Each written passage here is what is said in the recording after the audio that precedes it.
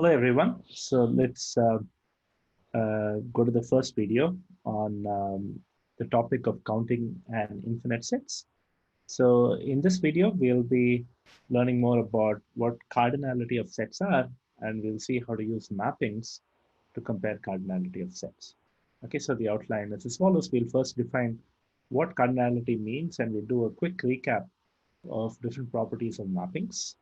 And then we'll see how to use mappings for comparing cardinalities of sets, particularly infinite sets. And then we'll see what countable sets are, and we'll see some examples. Okay, good. Okay, so to recap, the main question we were interested in was how do we compare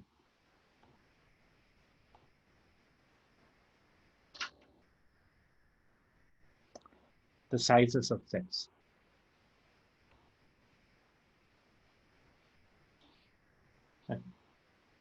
And if you recall, this was easy for finite sets.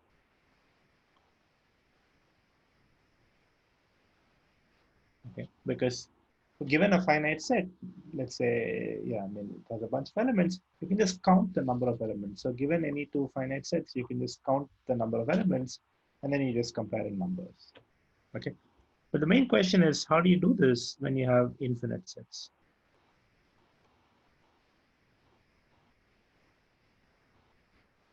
Okay, and firstly, what do you even mean by a size of an infinite set? And then how do you go about comparing this notion of size? And we will see how to do this using this indirect approach of mappings. But first, when we are talking about infinite sets, we will use this notion of cardinality. Okay, so what is the cardinality of a set? The cardinality of a set is exactly just the size for finite sets, but you can just think of it as a measure of the number of elements in a set.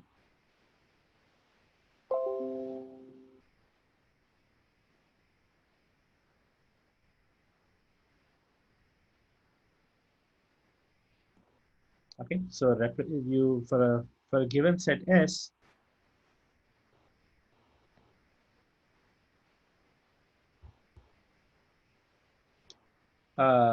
we will use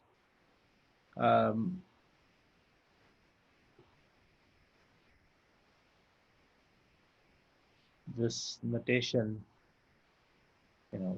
S enclosed within two vertical bars to denote the cardinality.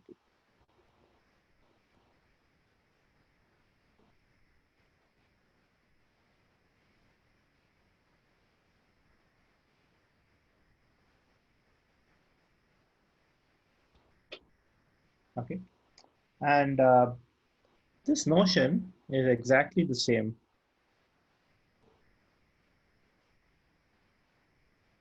It's equivalent to the size of a set. That is, that's the number of elements inside the set for finite sets.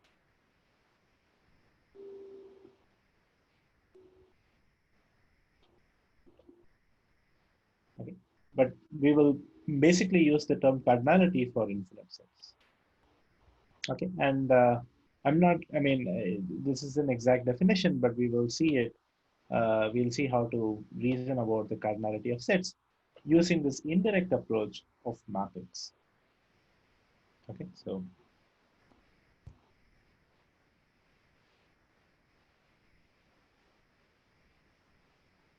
we'll use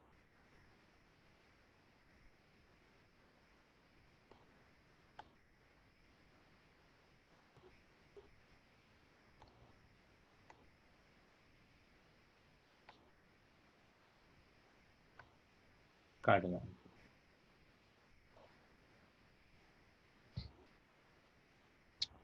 Okay, good. So before we go into how to do this, let's actually recap what mappings are, and we'll also recap some properties of mappings that will be very useful for us. Okay, so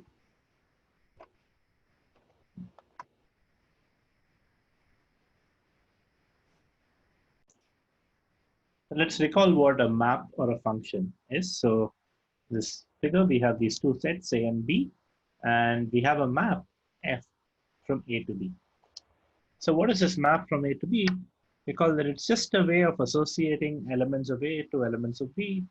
And if you have a valid map or a function, it maps every element of A to exactly one element of B.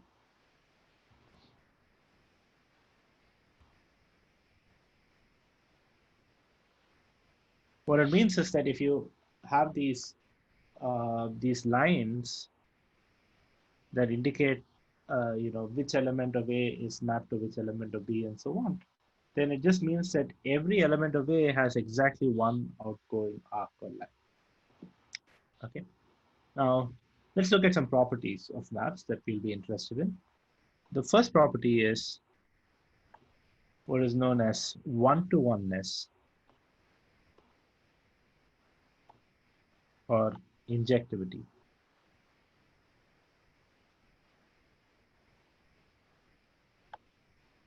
Okay. So what is injectivity or one-to-one? A map is one-to-one if it never maps, if it does not map two different elements of A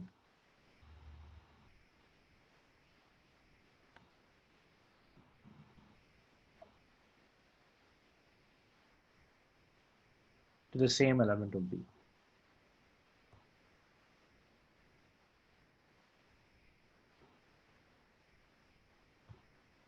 Okay.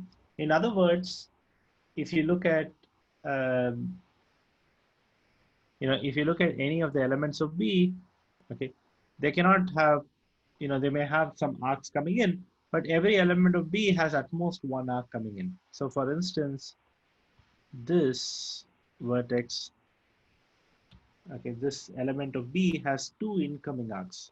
So this map is not 1, 1.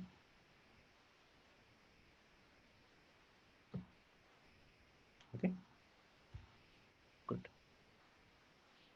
So that's one-to-oneness, or another name is injectivity, and we'll use these interchangeably.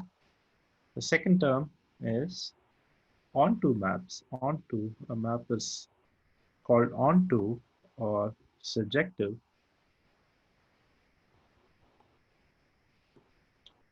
Okay, so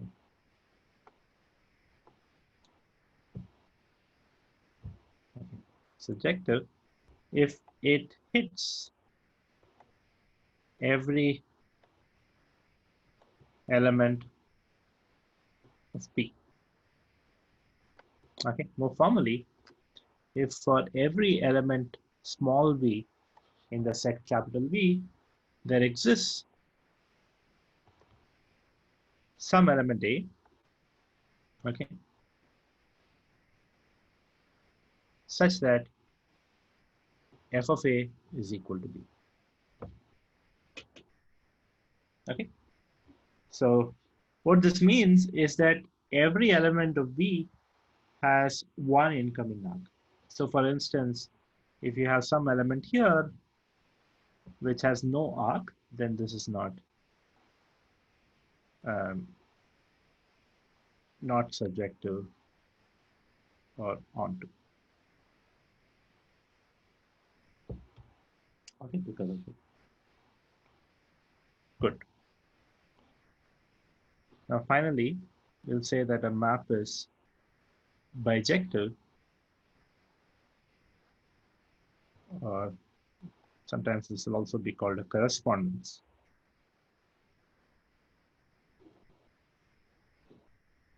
Okay, it's just a function or a map is called bijective if it is both 1, 1 and surjective, 1, 1 and onto. Okay.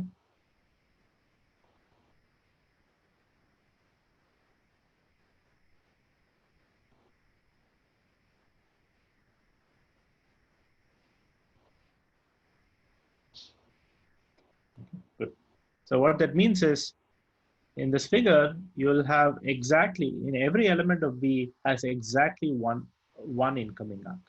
Okay, not two, not zero. Okay, that's to have exactly one incoming arc. So for a bijective map or a correspondence, you can really just associate every element of B or A to another element of B. Okay, so this figure will look perhaps like this. Okay. So a bijective map gives you a way of associating every element of A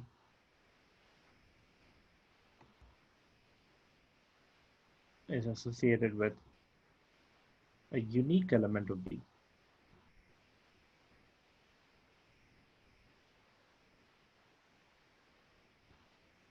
And vice versa.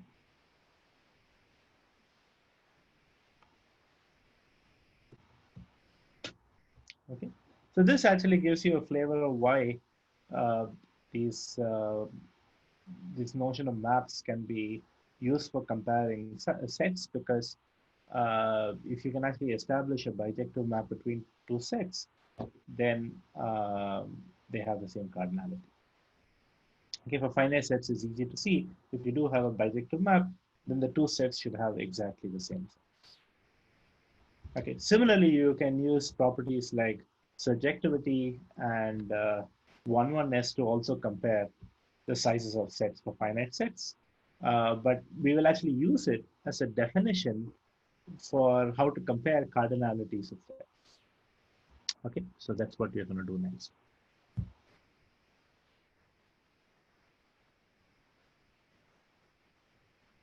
Okay, now what we're going to do is we're just going to take any two sets.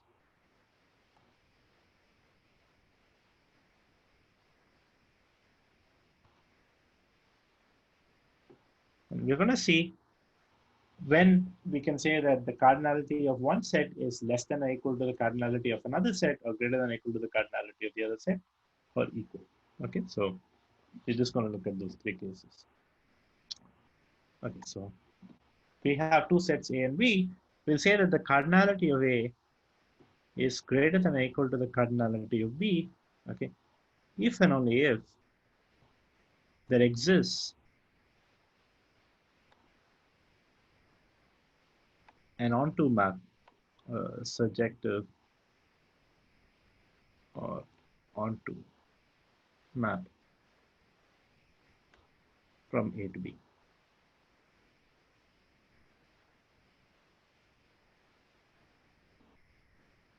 Okay, good. So if you can establish, so all you need to do to show that the cardinality of A is greater than or equal to the cardinality of B is to just show the existence of a map. You can design the map that is surjective. You just need to prove that it's surjective, and that will establish that the cardinality of A is greater than or equal to the cardinality of B. Okay, and but this is really a definition. So if there is no such map, then it is the cardinality of A is not greater than the cardinality of B, greater than equal to the cardinality of B. Good. So similarly, we'll say that the cardinality of A is less than or equal to the cardinality of B if and only if there exists a 1-1, 1-to-1, or I mean, they call this is injectivity, or an injective map from A to B.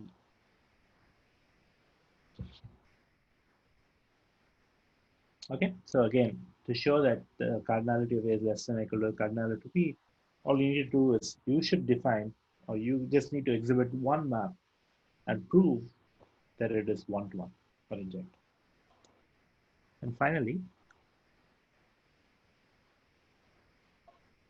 the cardinality of A is equal to the cardinality of B if and only if there exists a bijective map.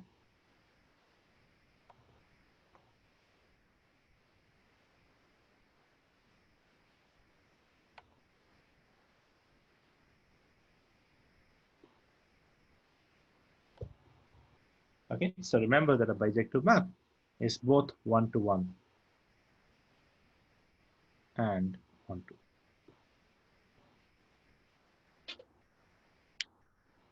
Okay, so this is giving you, these are basically definitions of when the cardinality of A is greater than or equal to the cardinality of B, or less than or equal to the cardinality of B, or equal to each other. Okay, and the nice thing is that there's a fact. This definition is consistent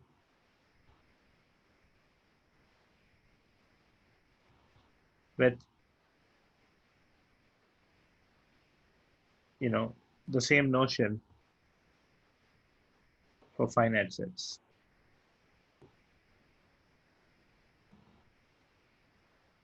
So what do I mean by this? So uh, we know that for finite sets, the cardinality of a set is exactly the number of elements in the set. Okay. So given any two sets, you can just count the number of elements in the set and see if it is greater than or less than or equal to each other. Okay. And what this fact is saying is that this definition is consistent with just this notion of the number of elements in the set for finite sets. That is, if you take any two finite sets, A and B, such that A has size greater than or equal to the size of B, then there will exist a surjective map from A to B, and you can exhibit it. Similarly, if the size of A is less than or equal to the size of B, then you can exhibit an injective or a one-to-one map from A to B. And if it's equal, then you can exhibit a bijective. Okay, so the two, this notion of cardinality and uh, really comparing the cardinalities of sets is exactly consistent with what we want for finite sets, but it really extends this notion for infinite sets. Okay, and now I'm just going to state a bunch of uh, theorems or facts about cardinalities and comparisons, and I'll state them really without proof. But the main goal of this is to show that, is to really say that you can use it to reason about sets, the sizes or really how big sets are, just in the same way that you would do with sizes of finite sets. Okay, so here's a theorem, and I'm going to state it without proof. Okay, given any two sets, either the cardinality of A is less than or equal to the cardinality of B, or the cardinality of A is equal to the cardinality of B, or the cardinality of A is greater than or equal to the cardinality of B. Okay. Now, here's another theorem.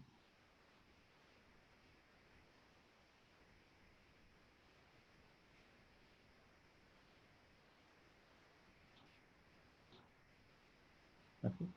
If the cardinality of A is at most the cardinality of B, okay, that is, we manage to exhibit a one-to-one map from A to B, and if the cardinality of A is greater than or equal to the cardinality of B, okay, that is, we exhibited a surjective map from A to B, then in fact the cardinality of A is equal to the cardinality of B. That means there actually exists a bijective map from A to B. This is a theorem because, if the cardinality of A is less than or equal to the cardinality of B, it just means that there exists a map which is injective or one-to-one. And similarly, if the cardinality of A is greater than or equal to the cardinality of B, then there exists a map which is surjective.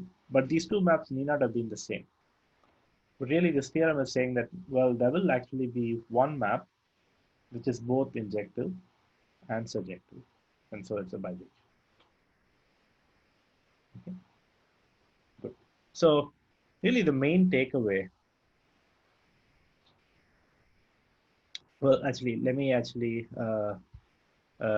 maybe give you a little bit of an aside. You can also kind of define, things like what does it mean for the cardinality of A to be strictly less than the cardinality of B. You can say that this is the case if and only if the cardinality of A is less than or equal to the cardinality of B, and the cardinality of A is not equal to the cardinality of B. Okay, and likewise,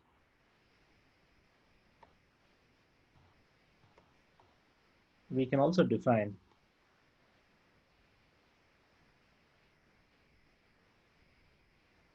the notion of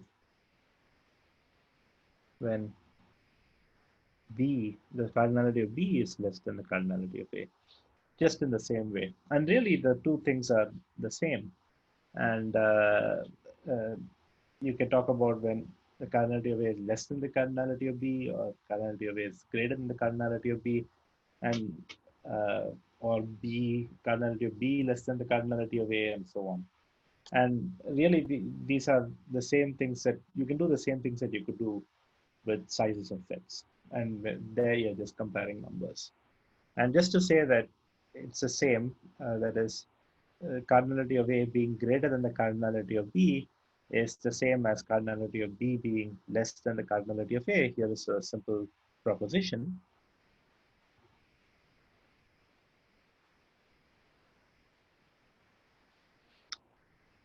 So, yeah. So let F be a map from A to B, that is 1 to 1.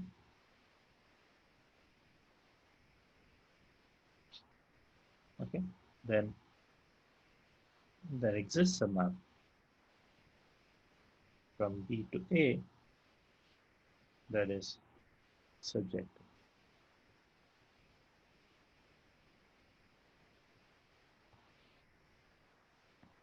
Okay, it's a very simple proposition, and in fact, I'm going to leave this proof as an exercise.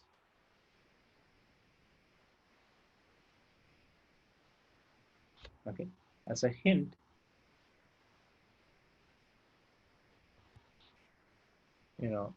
think about these elements in B, and you can try to split the elements in B into two kinds.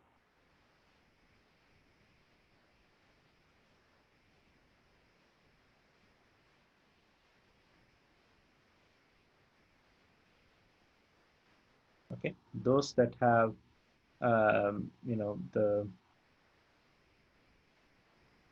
those elements in B that have no element in A that is mapped to it. So there is no pre-image for B. And those elements in B which have some pre-image. And then try to think about constructing a map G which associates different elements from A to B depending on whether it's for the first time or the second time. Okay, so this is just a fairly simple proof, so I'll leave it as an exercise. Good. Now let's look at some examples of these infinite sets that we will be, that we would have encountered. For instance, we can take the set of all natural numbers. Okay, usually that is represented by either script n or a bold n.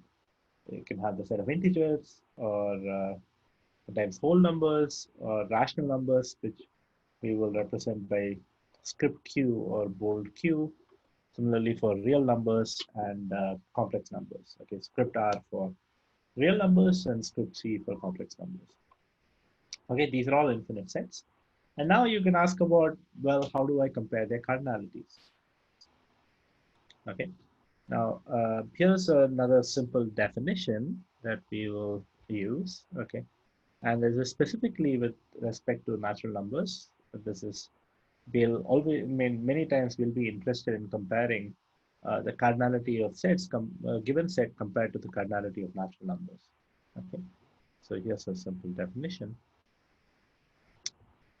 Okay, a set S is countable if and only if it is either finite or the cardinality of S is equal to the cardinality of the natural numbers. Okay, so remember that these are natural numbers.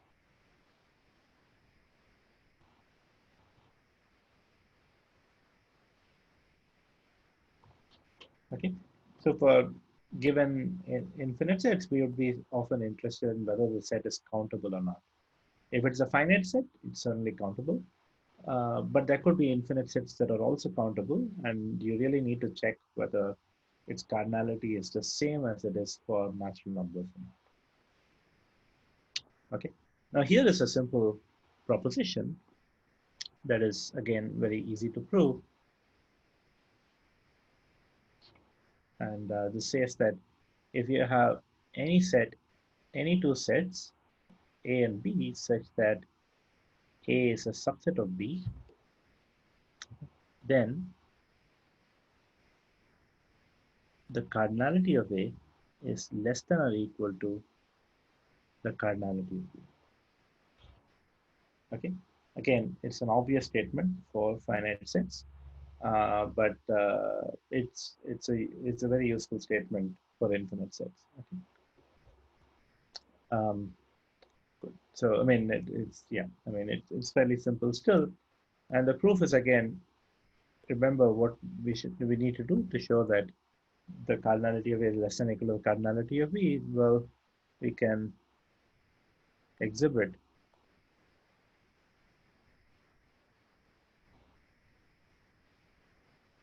a one-to-one map.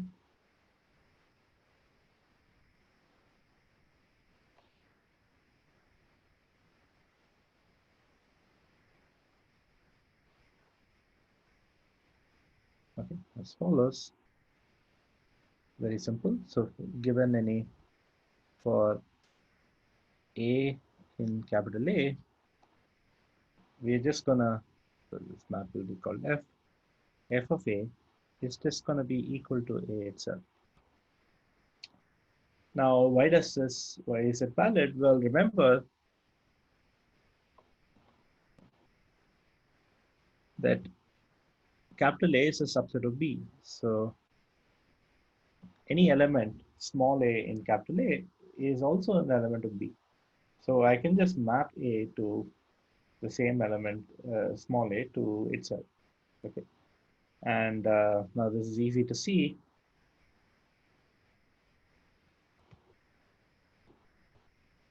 That F is a map that is one-to-one. Okay, and this completes the proof. Okay, so now this at once allows you to compare the cardinalities of many of these sets. So this at once implies some simple consequences that the cardinality of natural numbers is certainly less than or equal to the cardinality of rational numbers. Okay, it's also less than or equal to the cardinality of integers, but it's also less than or equal to the cardinality of natural numbers. Rational numbers. It's less than or equal to the cardinality of real numbers. Okay, similarly, the cardinality of rational numbers is less than or equal to the cardinality of real numbers, etc. There are many such simple consequences. Okay, so if one set is a subset of another, then the first set has cardinality that is certainly at most the cardinality of the second set. Okay, But so here's a question. Well, we know that the cardinality of natural numbers is less than or equal to the cardinality of rational numbers. But could the cardinalities be equal? So is the cardinality of rational numbers also less than or equal to the cardinality of natural numbers?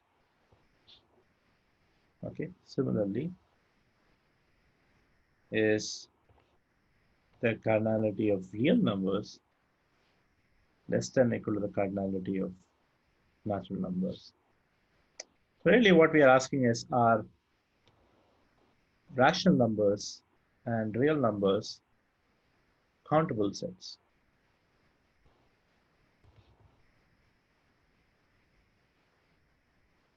Okay, so well, here's an interesting um, um, difference between the two, rational numbers and real numbers. As it turns out, and we're not going to see this in this class, the cardinality of rational numbers is exactly the same as the cardinality of natural numbers. Okay, so not only, can you show that? It's easy to show that the cardinality of natural numbers is at most the cardinality of rational numbers, but you can also show uh, that the cardinality of rational numbers is at most the cardinality of natural numbers. And you do this by showing a one-to-one map from rational numbers to natural numbers. Okay, so this is countable. So rational numbers is countable. It's a countable set.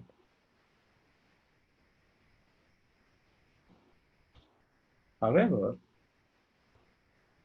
real numbers, it turns out, is uncountable.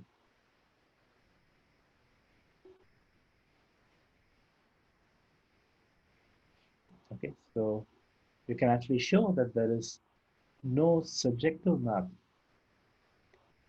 from natural numbers to uh, real numbers.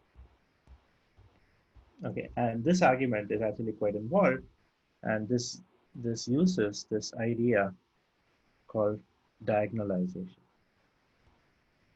which we will see in the next lecture. Okay, so just to summarize, we saw what the definition of, we defined what is meant by cardinality of sets, and this is particularly useful. This extends the notion of size to infinite sets, and we saw, maybe recap what mappings are and different properties of mappings, and we saw how to use mappings to reason about cardinalities of sets, particularly how to compare cardinalities of infinite sets. The main takeaway is that you can use cardinality instead of set size to do these kind of comparisons. And many of these comparisons, the same rules that apply for set sizes will also apply for cardinalities. Okay. And yeah, and finally, we saw what countable sets were, and we saw some examples. In particular, we saw that um, rational numbers have the same cardinality as natural numbers. And in the next lecture, we're going to see why real numbers do not have the same cardinality as natural numbers. So real numbers are uncountable. Thank you.